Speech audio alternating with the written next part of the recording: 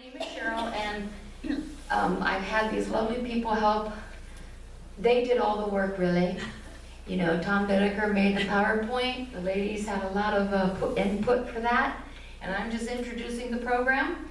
But first, let me tell you that at 7 o'clock, they lock us in here. So if you... No. You might want to stay all night. So anyway, if you came in the front door, at the end of the program, just let me know and I'll walk you out the front because I have to make sure the doors are locked, okay? And then other people can go out the back door and the restrooms are back there. And I always say, and I have to tell myself, silence your cell phones. Because I sometimes forget and it's like, oh no.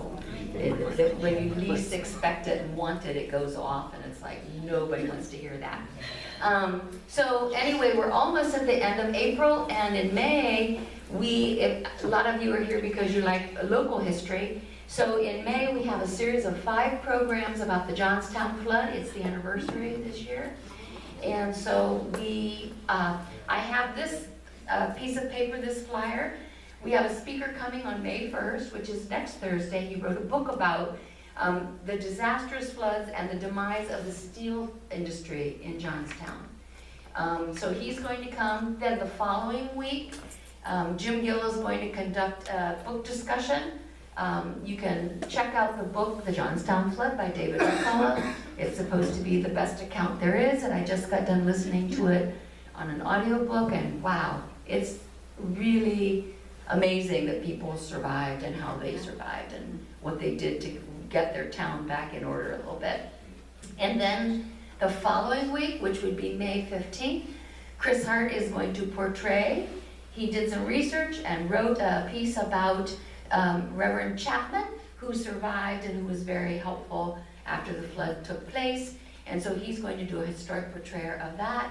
And then on the following Monday, May 19th, Kim Jerkovic, our local historian here at the library, she's going to do a program about floods, historic floods in Tuscarawas County. And then the last thing we're going to do is we're going to take a road trip to Johnstown, Pennsylvania. So if you're interested, now you know it's kind of a 3-hour drive. But if we get nice people in the car, well, it'll go by in no time, right? And Jim has made a reservation at the museum in Johnstown for all of us to be there and go through the museum together. And we might have some time to do some other sightseeing, like see the old stone bridge and other places there that are important in Johnstown. If you want to do that, that's on May 30th, okay? So if you want to do that, you have to let Jim or I know. So we put you on a list and make sure you get all the details, and we'll probably carpool, whatever it takes. So, okay, and I'll put these back there on the table with the cookies and the water. Feel free to take a flyer and some goodies as well. Okay, so tonight we're here because you can tell from the first slide, this is a program called Reminiscing and Documenting Midvale, Ohio.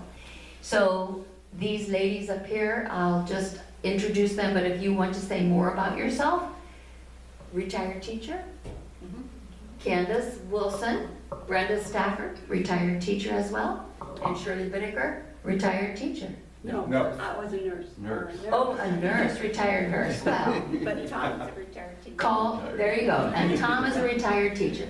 All caring people, and people who care enough about history, not only to give memories of it, but they're doing something about it so that the history doesn't get lost. And that's a beautiful part of this program as well. So I'm going to turn the microphone over to Shirley. Okay. Thank you so much for coming, and thank you to you as well. Yes, I thank you all for coming, and a lot of you are from Midvale, I think. Can you show us who's from Midvale that's here tonight? Okay, very good. You probably know some stories you can tell us too. Tom has made a presentation here that he's going to run as we talk. Is there anything you want to say, Tom, or just want to start? The major industries that made Midvale a town, because there was nothing there until 1889 when that Robert M. Rutledge designed the town, platted it. Barnhill was already there, though. Yeah. Okay, there's the Midvale, number 4 mine. Okay. I have a story I wanted to tell about the number 4 mine. My grandfather worked at mine. He moved up here from Belair. He'd worked in mines down there. So he was at the mine when he moved here in 1920, and he started then.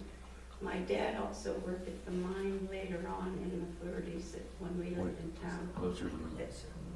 Hold it closer. Okay. There we go. Can you all hear now? Yeah. Okay, thank you, Hannah. So I wanted to tell you about the disaster that happened at that mine that you may have heard of in 1931. January the 3rd of 1931. Usually there was about 160 men working at the mine, but at this time, it was a Saturday, when everybody wasn't working. Just a few, 19 men were in there working extra that day. And they had set some powder, what do you call them, powder charges, yes, to break up the coal to work it, and they had an explosion there. 5 men that were close to that explosion got killed in that mine, and they said it was the worst disaster in Duscross County. There were 14 others that weren't right at that same spot, and they were rescued. My grandfather, okay, he's the second man here, Hunt Tonladi, his real name was Nathaniel from Barnhill, and this was Sam Cook. He was the superintendent and a brother-in-law of the Rutledges that owned the mine. And a lot of other men too went in to rescue the workers, and they brought out, of course, the 5 bodies and rescued the others who weren't working in that general area. Of these 5 men, most of them had children, and the children, I have known some of them and talked with them. They had a very rough life after this accident happened. They only were given, each family, $6,000. And you know, with a family that didn't go very far. Some of people that I talked to were the Renegers, and they said if it wasn't for their grandmother, they wouldn't have been able to make it through that. But my mother was expecting my oldest brother at this time, and they showed some of the bodies in a Linhart furniture store window. It fronted on East High Avenue, and then the Linhart funeral home was right behind it. And she said she was encouraged by some of the townspeople not to go to the viewing because she was expecting my brother. And it must have been an old wives' tale that it would have been bad luck. So she didn't go to the viewing, but I only knew the one family, what happened with them later on. Their mother did remarry. Beatrice was her name, and she married a Smitley and had one other son after that. And I know that they had relatives that still lived in Midvale when I did. Like the Demetio had 3 brothers living on our street, Rudy, Leo, and Joe. And do you have a name, Sherry? Yeah. Clyde Oler was laying track at that time, and he was killed outright. And the other men tried to make a run for the air shaft, but they dropped where they were from the fumes. They couldn't make it. So that's the furniture store, yeah. Okay, what we got next? Oh, okay. A daring robbery. There was a robbery. Did you ever know a robbery? Okay. Walker's Cash Store over here. One day when Reem Walker and his wife Fanny ran the store, and they were an older couple, and they went to open their store one morning, and the back window broken out and the cash register was empty. And it was a big mystery as to what might have happened until townspeople started getting subscriptions to magazines they hadn't ordered, and including Reed himself. And then they discovered that there was, the school was having a contest of whoever sold the most magazine subscriptions got to go on a trip to Columbus. And they found out who was turning in all these subscriptions. And that would be little Jimmy Walker, who lived close to us. He was in about the middle grades of grade school at the time. I know he didn't get to go on the trip, but I don't know if he had any other punishment or not. But it was nice, he gave a subscription to the owner. Reed himself got a subscription, yeah. Yes, and that's where our family did a lot of our shopping when we were living in Midvale. Oh, yes. A lot of you probably remember this story, is that right? Do you remember? This happened in February of 1954.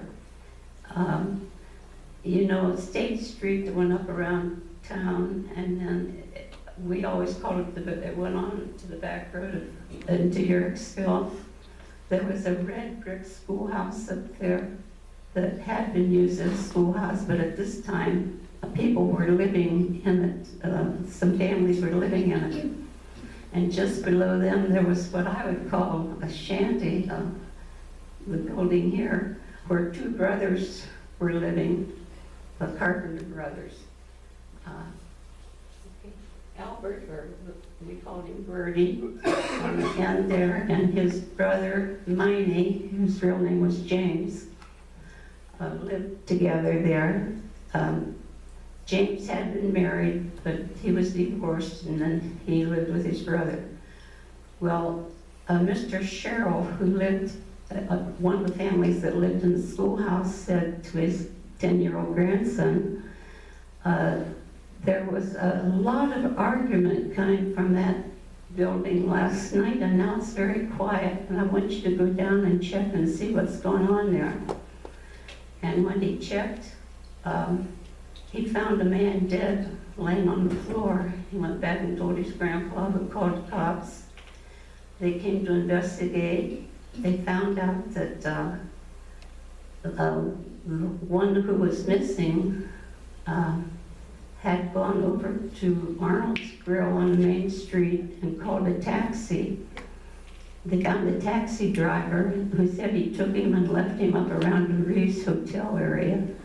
So they went there and found Bertie, who denied knowing anything at all about what happened down there. And they got the prosecutor to come and talk with him, and he finally confessed, yes, I hit him with a hatchet 2 or 3 times because he was asking me for money.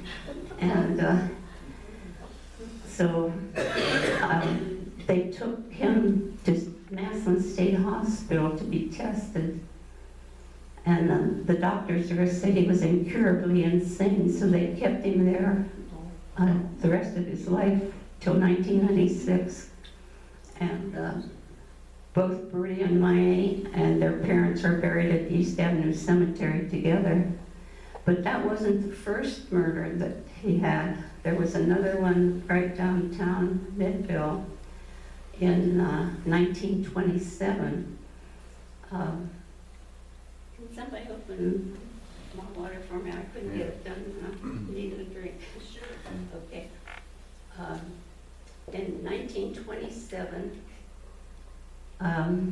there was 2 men who were stabbed. One of them died, and it was what is now the Church of God in Midvale. At that time, it was a pool hall. It happened in front of there, and Miney's reason, he said at that time, it was over $5 that he felt he was owed. The man that died was Julius Boyer, and he was a brother to our neighbor Susie Rowan, if you knew any of that family. And the other man was Holly Stone.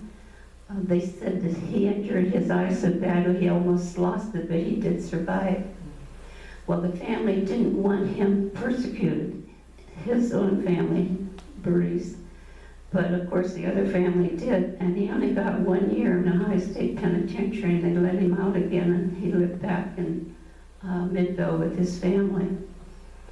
And then that wasn't all. In 1950, he went to the courthouse to get some estate papers of his parents.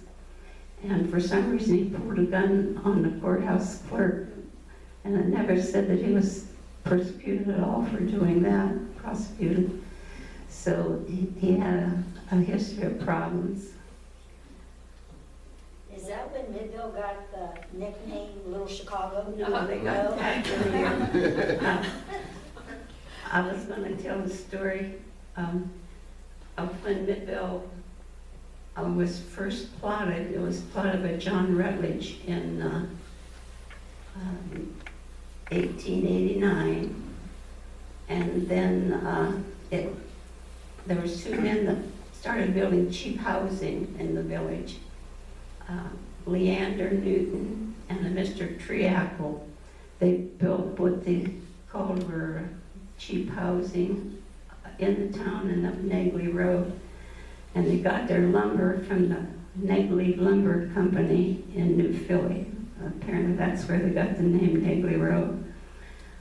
But at any rate, the story I was going to tell on that was when they gave out the deeds to those first houses, they stipulated in there that alcohol couldn't be sold in the village. I wonder how long that lasted. Because during Prohibition in the 30s, it was a big bootlegging and gambling center, which is where they got the name Little Chicago from that. Excuse me, ma'am. Yeah. How did you say you related to Hun Tunawati? I wasn't related to him. He worked at the mine with my grandfather. Yeah, that was my grandma's brother. Oh, I remember Hun. Okay. I can't believe when you said that was his nickname, though. Yeah, he was born in Barnhill, and he lived Yeah. in Barnhill. Yeah, Uh-huh. oh. Yeah. That's I nice. remember him well. Yeah. Oh. Okay. Did you recognize him from the picture? No, No. Okay. Okay, Tom's got the rock here, Big rock. the big rock. When we moved to town, was born in Barnhill, April 2nd, 1933, in my grandparents' home. And then we lived in Barnhill until I was 9. At that time, my grandfather, my father's father, went to an auction in Midvale, and he bought a home, one of those cheap homes, no doubt. It was $750 he paid for it at that time. Nice part about it was it had a double lot, but it needed a lot of work and updating, which over time he did, my dad did. But I noticed in the deed that we had, that house was built in 1890. So it was probably one of those first cheap homes that was built there. But when we moved to town, there was a young man that lived beside us named Daniel Masters.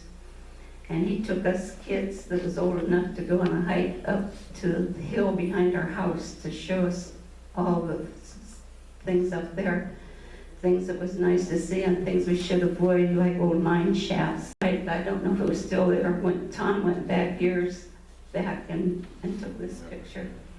The mulberry tree was gone, but a lot of the town boys carved their initials in the rock.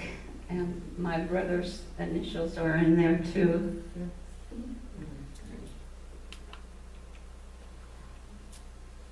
Let's see. Okay. We had 2 doctors in Midvale. The first one was Dr. Simon France. He was born and lived around the French Hills in Dover, out around your area. And he went to medical school at the Cincinnati College of Medicine. And then he came to Midvale to practice. And the interesting thing about the way he charged was he charged a person a certain sum of money, and then he cared for them the rest of their lives. This was the home at the corner of Broadway and the little cross street that goes down to Rutledge. And his office was in the front of this building right here, and they lived in the upstairs. And the unfortunate thing is, well, first of all, during the flu epidemic, they said he was a very good flu doctor. And he had a Model A Ford, and he would have his family drive him around and rest between seeing patients.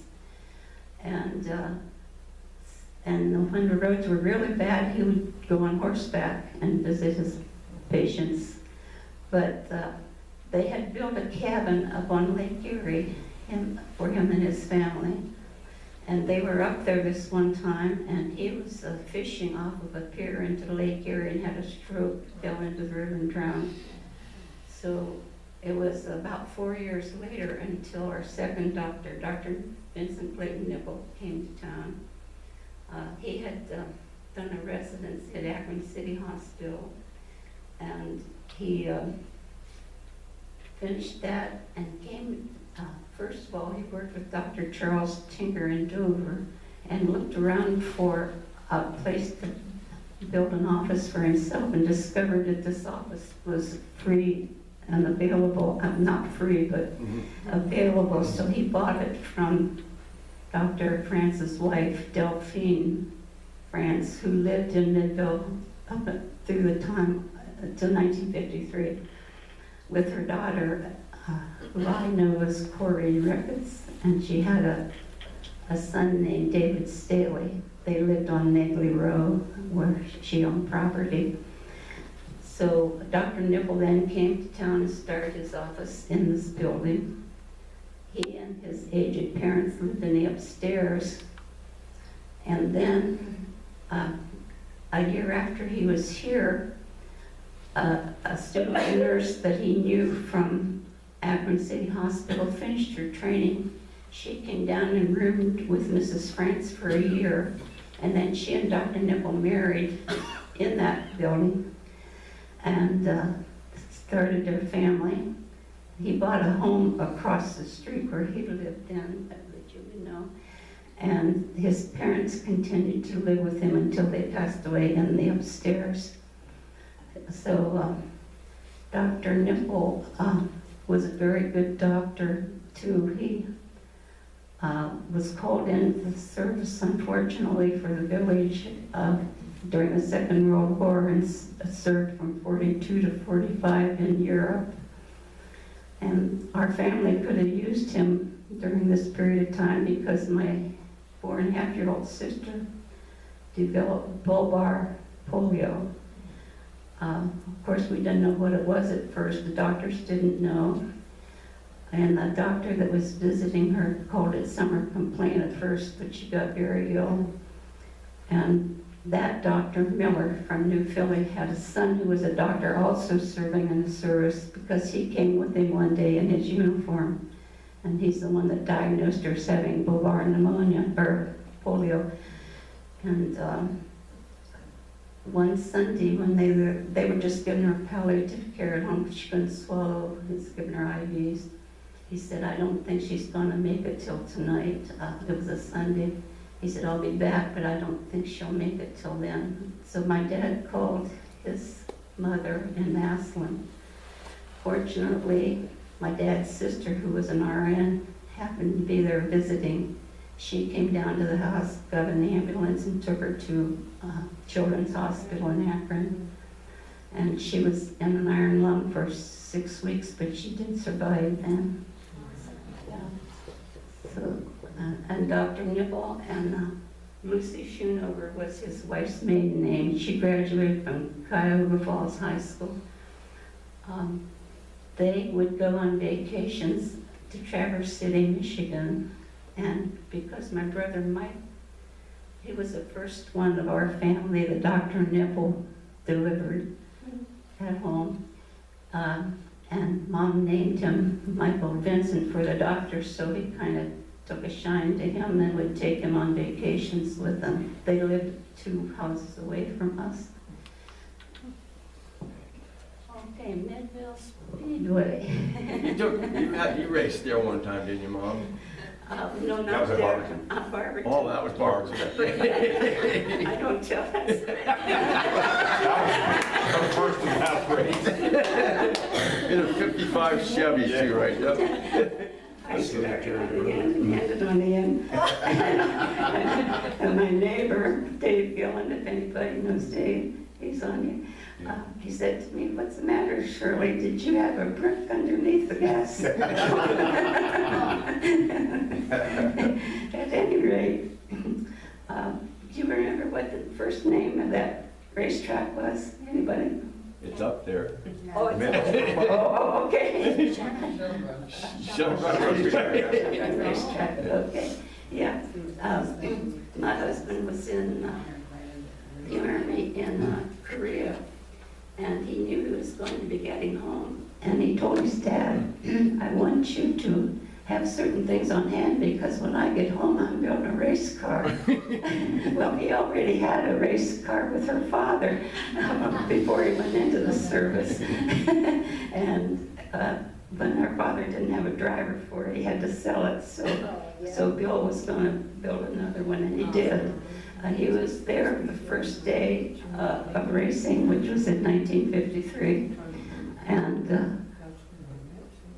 okay, these are fellows And a lady. who were well known, who raced at Midvale Racetrack. All of them.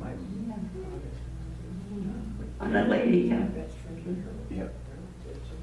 Brenda, you're up, I believe. Oh, I'm up? I believe. Okay. I just want to, you announced about how we were really working to preserve, document. I've actually lived in Midvale over 60 years. And back in 5th grade, my family was living in Miners Hall in Midvale. And then I ended up going to live with my aunt, and then I ended up marrying a coal miner's son. And, I just remember my father-in-law, he was so rotten. If you knew Doyle Stafford, you knew he was ornery. I can't see anything up here, so I'm just gonna speak from the heart. You can even just let the slides go. Because there's so many memories, and as I said, then I became a teacher. I was, it took me a while. I was in my 30s before I started school. Then I was blessed to get a job at Midvale, where my partner then was there. And my first year of teaching, you always have to go to these workshops.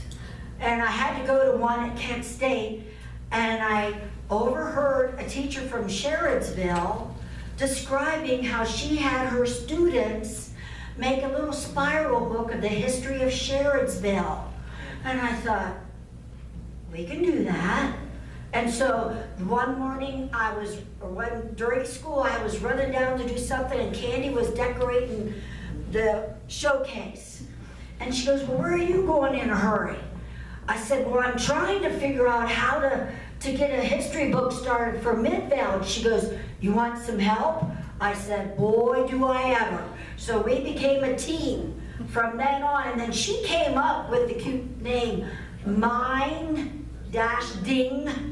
Midvale's History. We were minding Midvale's history, and it's all, the coal mine was so big, the Royal was so big, and and the brick plant. My father-in-law worked at each one of those places. He worked some time down at the Royal, and then he worked at the mine, then he worked at the brick plant. So he really got around. But this has been our goal, is to preserve it and teach it. Now, we're both been retired for quite a while, and then COVID hit. So we were always going out to the school, Midvale School, like in April or May, right before they would be dismissed. And we would set up a display, a killer display, and those kids would be in awe. And they would say, really? That happened here in Midvale? Oh my goodness, how old is our school? So we were able to feature all the schools, and I want her to share something because during one of her years of teaching, I'll let you share this good news. I don't know how many of you even would know this, but I'm still pretty proud of it. Yeah. I want to tell you, we're not saving the best to last here. I envy them and Shirley with her knowledge. Oh, yeah. Because Brenda calls me the honorary adopted Midvalean. Yes. I'm originally from Pennsylvania. I've lived in the Midvale area in Brightwood there for about 55 years. And been at Midvale Methodist Church for 50 and taught school for 32. So I feel like I'm a little ingrained in Midvale, trying to participate in activities and things in the community there. But my story, Mr. Cato wants me to get to here. I want to tell you the connection between Midvale and the Statue of Liberty. And Shirley, you may have something you know more than I do. What I know is what I've read or been told. The Statue of Liberty, if you remember, who gave her to us as a gift? Do you remember? France, okay. And what color was she when we got her? Copper. Brown, copper. And why is she not copper now? Oxidation. Yeah, right. From the sea, air, especially, of course, pollution and everything's taken a toll. But we've had her many, many years. I had the opportunity to visit there in October, and just to see that, what a gift it was for us, a regular American thing to be cherished. Anyway, if you remember, back in the 80s, they were looking at the Statue of Liberty and seeing a lot of deterioration.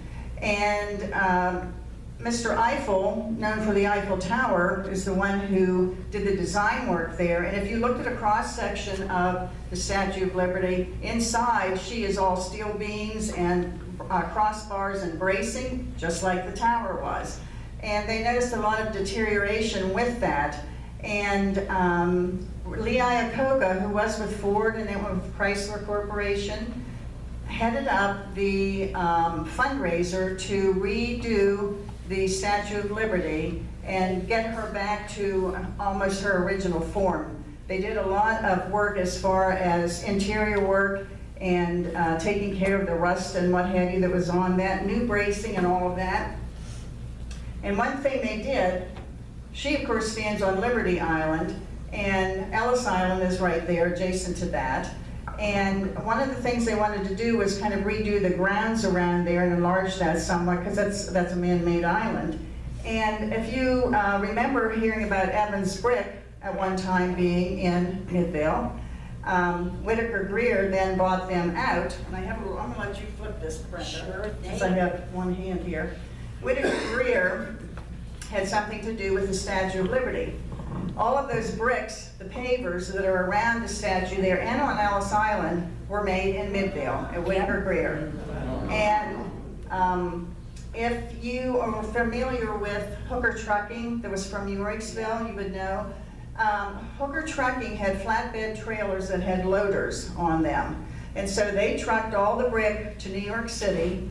The trailers were put on barges and taken out to the statue and unloaded out there so they could do those pavers. And we turn a page there, Brenda, we've got a picture of a driver, there he is, on the barge going out to the statue. And we're hoping to do a 4th book coming up here. And this is one thing we want to feature in that we have this information in there. But I did talk to a young man who told me his dad worked for the brick company, and he said one time he got to go along with the driver and actually met Lee Iacocca and talked to him a little bit. So that's really an honor when you think about this. And I had my kids, for 3 years, I had my students save pennies. And at the end of the year, we'd do a field trip to the bank and take our pennies in, and they would give us a cashier's check to send to this to donate. So we did that for 3 years. And each time we would get a certificate, and then I have a little, like a little pocket card there that indicates that we gave money towards that. And somewhere up there, I have 3 bricks that say Mrs. Wilson's Kindergarten for my kids. So if you get there, I looked for them in October, but there's way too many bricks for me to find them, so. But what a great story. Yes. You know, just on that alone, for Midvale to be known for. And it was the history there, that's what really enthuses me about that. It's such rich history for that town. And in its heyday, it was something, as Shirley was telling you. Thank you. Amen. But it's just unreal. The history doesn't stop. We have to remember that. The history does not stop.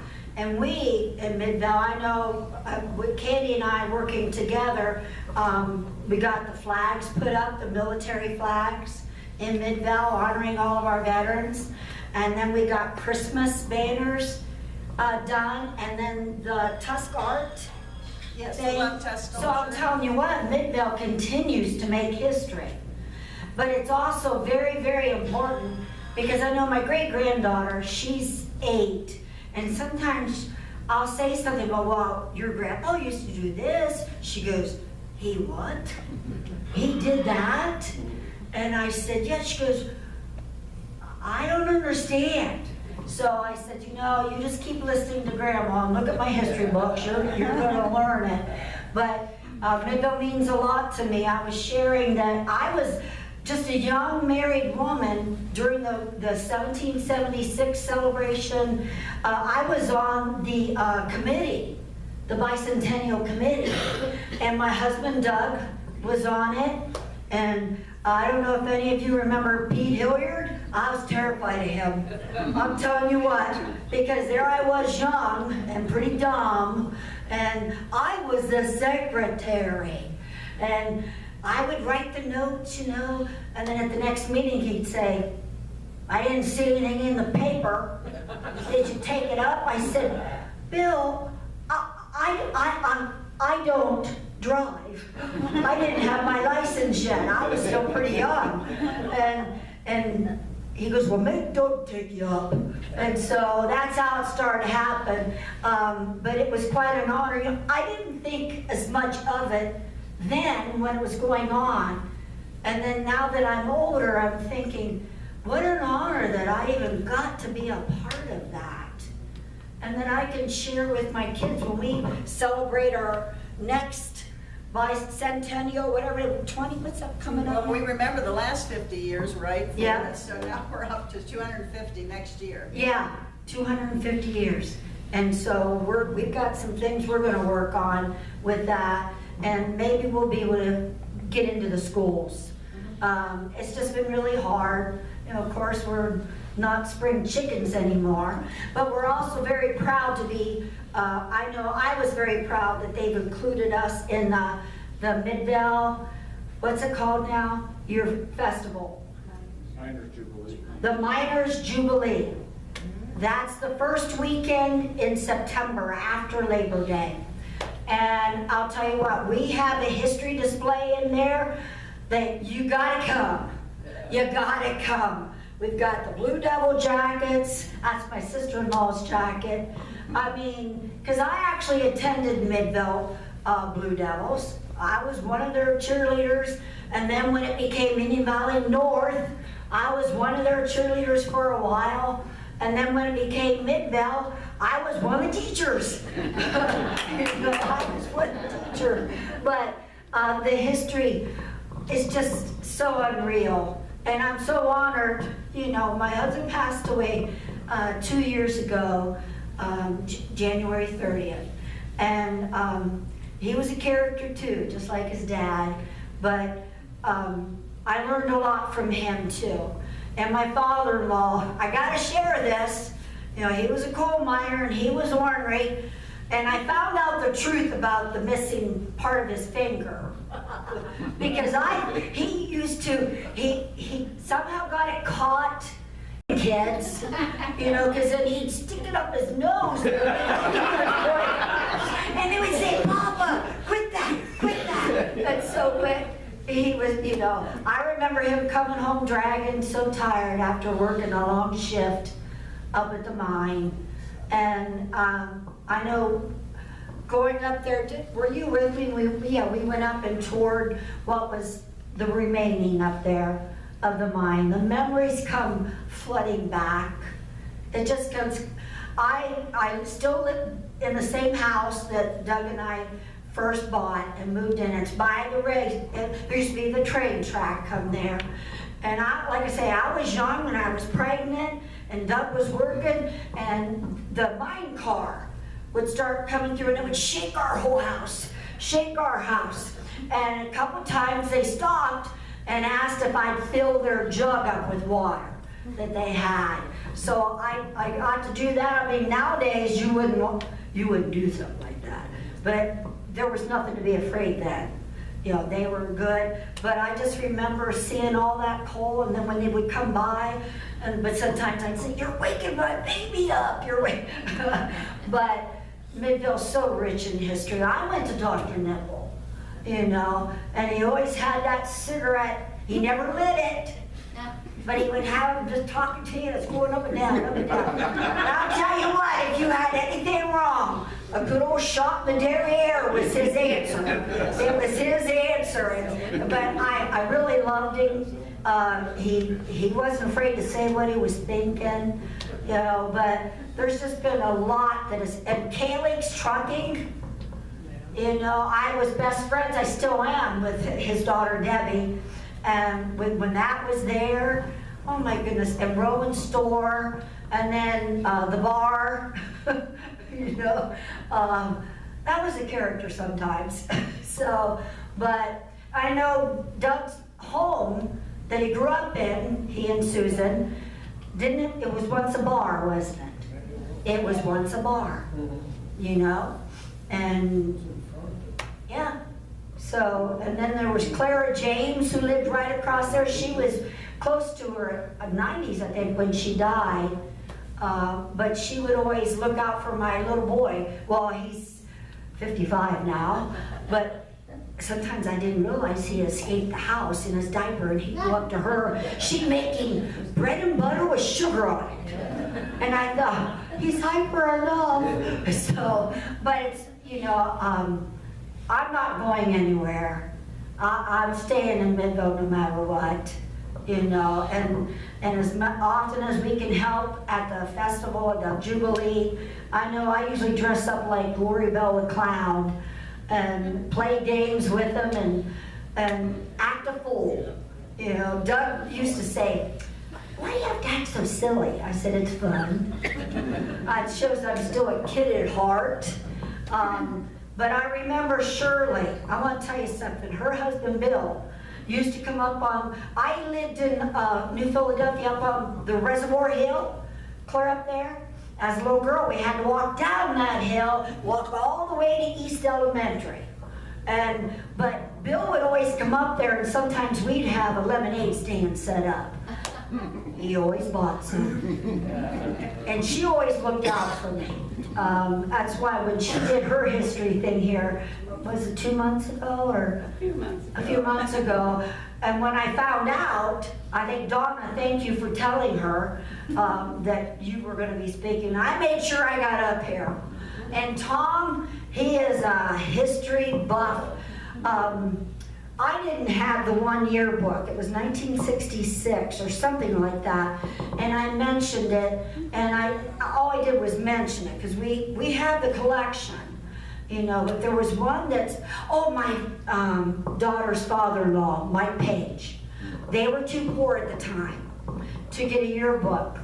And Bill, you heard me, Tom. And one day I came home from work, from teaching. There on my landing inside my garage was a 1966 Midvale Blue Devil yearbook. And I'll tell you what, he cherishes that. So this is how history memories are made. You know, if you know something about the history, write it down, get it to us. Because we're working on the 3rd book. Fourth book, yeah, right now, here's the first one. You've got that one. And did you say anything about the X on the bar? For the number 4 mine, if you spread the picture out, there's a barn with a big X on it. That's where a coal miner was shot and murdered. And they never did figure out who did it. But they always say X marks the spot. You know, but the second book we wrote is a hardback. We put it together. This one was called Minding Midvale's History. This one was called Reminding Midvale's History, 1889 to 2004. And this is filled with interviews from people who lived in Midvale, their homes, and everything was going on. And we have a military section. We have a military section to honor all of our military. That some came from Barnhill, some down at the Royal. I became very close, we did, to Leonard Tucker, and he was the big historian. Because I'll tell you what, that was considered part of Midvale. That was considered part of Midvale. And Leonard, he had a lot of information to help us, and there's a whole section in here about the Royal. He's got it plotted out. He's got names of the families and what house they lived in, you know. And then he has a story about when the Ku Klux Klan came and tried to destroy that place, tried to run the families out. It didn't work. They all stuck together. So, but I could go on and on and on, but I am just so honored that God chose me. I would have never dreamed that I would be doing anything like this. Nothing. And I was scared to death with the first book, but she's a mature, wise woman, and she always said, oh, it's okay. We got this. We got this. So, yeah, she's a very dear friend. Did you teach Scott? No, Miss Zimmerman did. You taught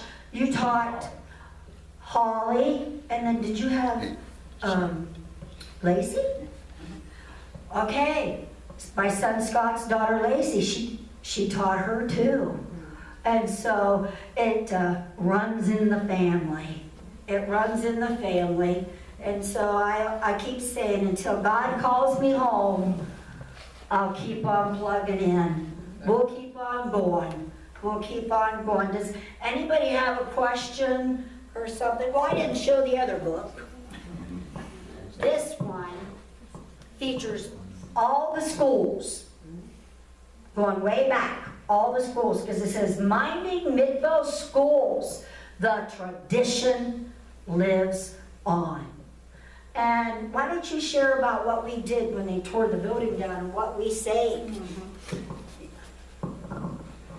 With this, and some of you probably remember from the old building, there were scrolls that were up on the upper level of the buildings, and one was actually hidden. When they built the 1957 wing on there, one was actually hidden under there.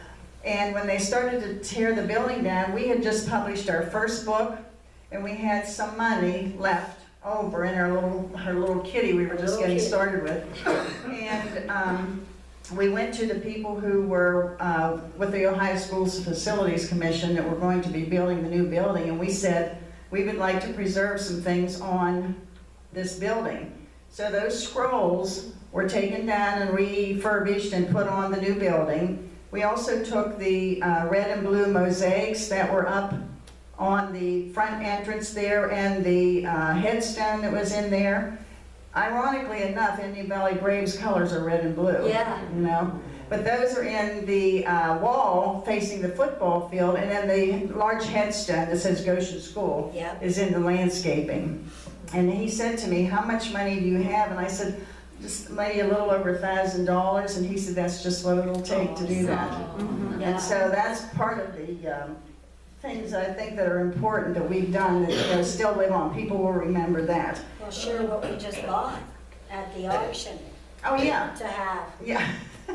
I should say in 2016, we got our 501c3 for Minding Midvale's History, so we are a legal nonprofit trying to raise funds. And of course, when COVID came along, that really was difficult, raising funds, and we just do what we can, to raise some money. Our goal was to establish a museum. We'll hopefully down the road here somewhere before the two of us can't or too old to work in a museum maybe. But we went to the Indian Valley Gala, which was just last month, and we purchased the original letters from the headstone there and going into the football field to say Kelly Field. Yeah. Those letters are about this thick Oh, and probably this tall. yeah. And a couple people were bidding against us, and Brenda kept going back and checking the bid, and when they saw her in there the last time, they said, "We can't bid against you, Mrs. Yeah, Stafford." they made me cry. I had the one boy, Jake Davis. I had him in 5th grade. You know, he turned out to be a big boy when he was in high school. He was lifting weights in 5th grade, but he was the most gentle soul. And the kids, if they started to give me a bad time, he'd tell them, "That's enough. You're not going to do that to Mrs. Stafford." But when he came up there and he saw that I wasn't going to leave because it was going to be the last chance to hurry and put another number down. And I thought for sure one was Mike Russell's son. He was there. He wanted it. And then when he saw, he goes, "Well, are you going to outbid me again?" I said, "Oh, yeah." I said, "Oh, yeah." I said, "Remember, this is for our history museum. We want it. We need it." And then Jake looked at me and he looked at him like telling him, and they looked at me, because there was another bid on there, and I didn't know who that other person was. It was Jake. And he said, "Mrs. Stafford, I can't bid against you. You were my favorite teacher." I just started crying, was hugging him. I said, "Thank you so much." But God's in this museum thing too. You know, I even made the statement the other day. My kids have enough stuff.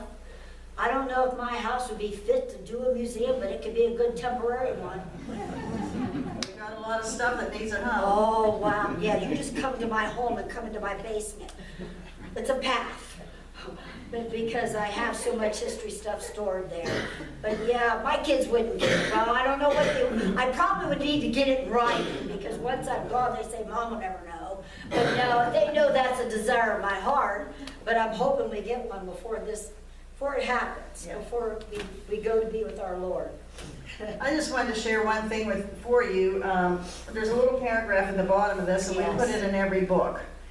And it says, "It is not necessary to hunt up the oldest resident and probe among the thumb-worn documents of ancient lore to gather a history of Midvale. The growth of the pretty and prosperous little town has been magical and mushroom-like, and the laying out of the town is within the memory of the children." That's from the Tuscarawas Advocate, July 1896. That to me is priceless. Amen. Well, I think you're tired. Questions? If you have questions, let us know. I want to thank Dover Library for doing this, and Cheryl. My sister-in-law noticed it right away. She had a daughter who passed away several years ago. She was Cheryl Rieger. Yes, because when I first got your email, I thought, who's using Sherry's mail here? And then when I read it, I thought, oh, okay.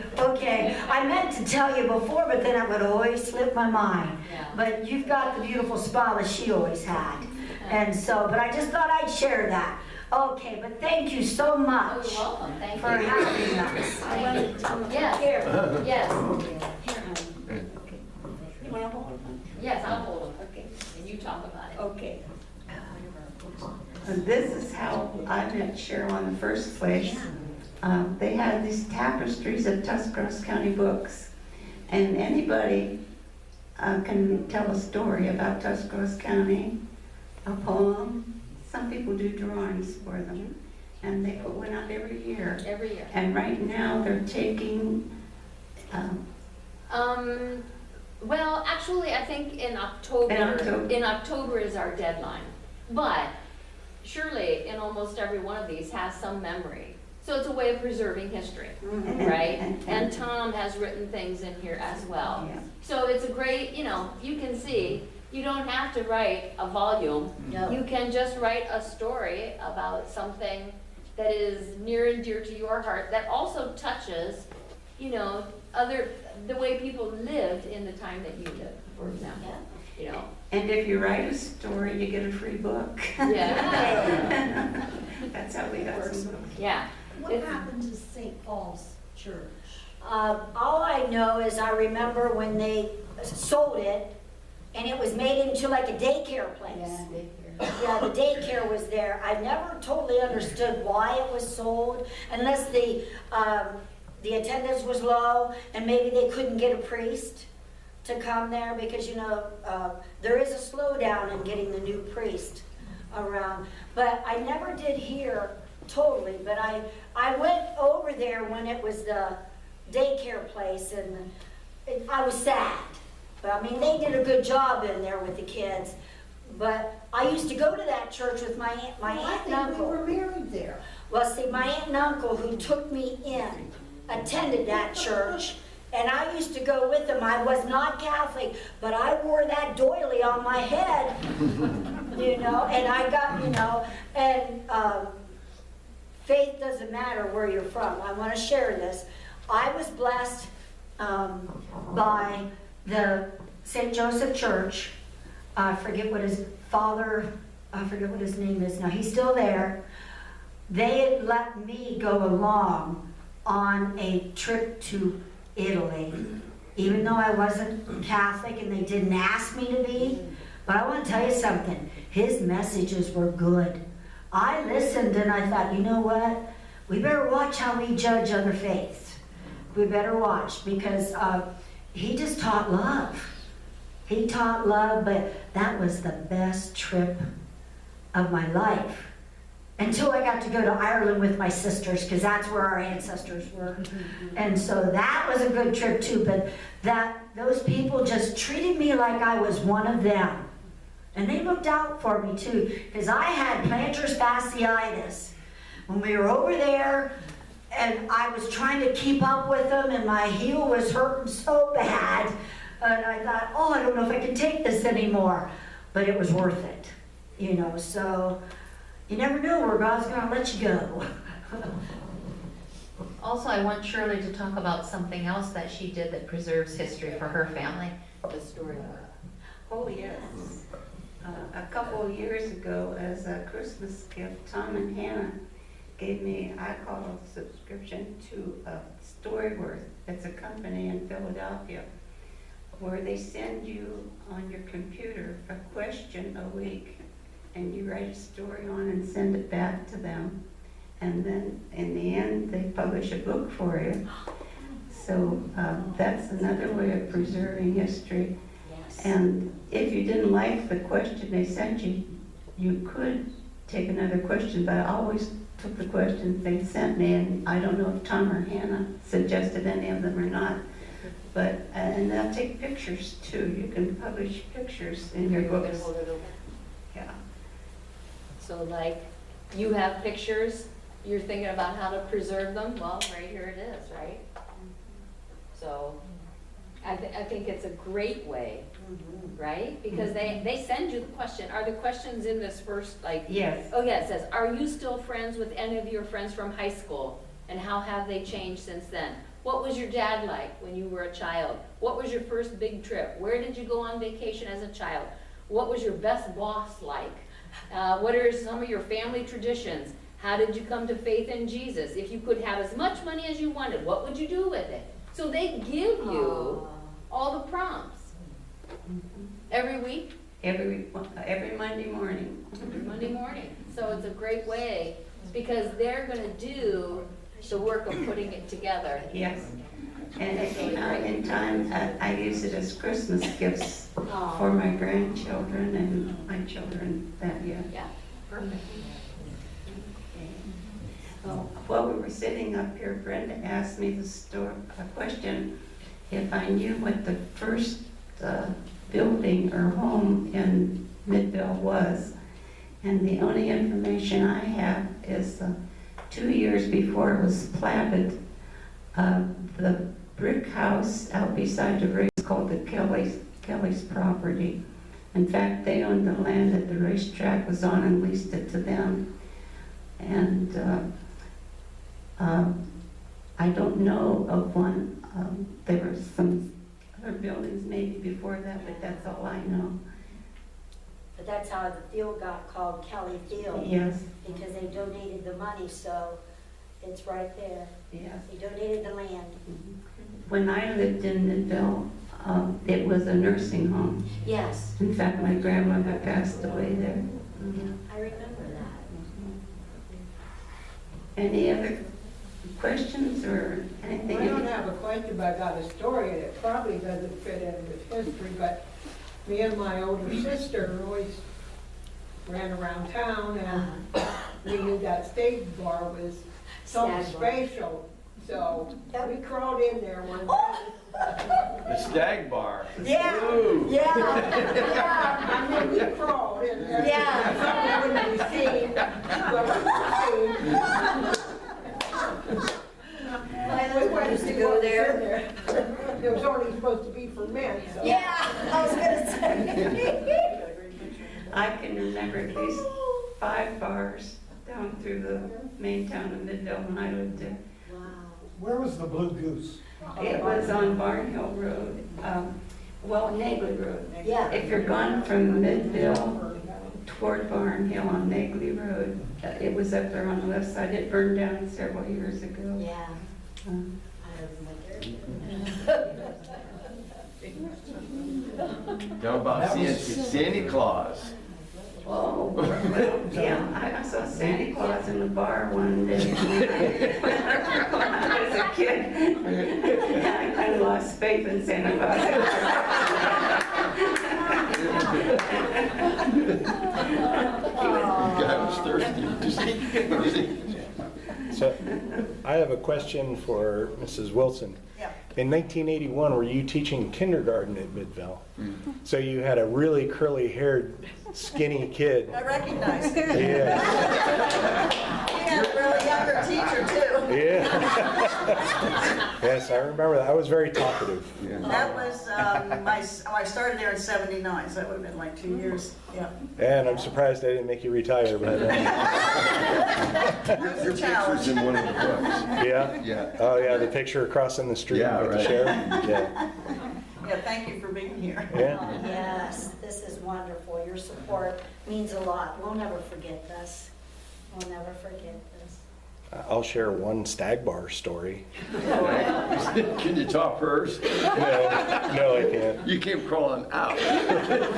So in that time, when I was in kindergarten, we would walk home from school, Right. and we'd always take the path behind the post office and then back up. I lived on Broadway, and I remember on the way back remembering as a 5-year-old kid that I had been in there several times with my dad, and at the cash register in the Stag Bar, they would have Hot Wheels cars. So I decided to go down to the Stag Bar and play with those cars on my way home. And my mother had to call the Stag Bar and ask if I was there and have them send me home. One of my dad's friends bought me a Pepsi, and I was in there playing with the cars. It wasn't the first time. It happened several times. Oh, that's cute. That's cute. We used to have a bunch of walkers, a bunch of kids that Oh, walked, yeah. you know. Yeah. Amen. Okay. Yeah. Okay? Thank you.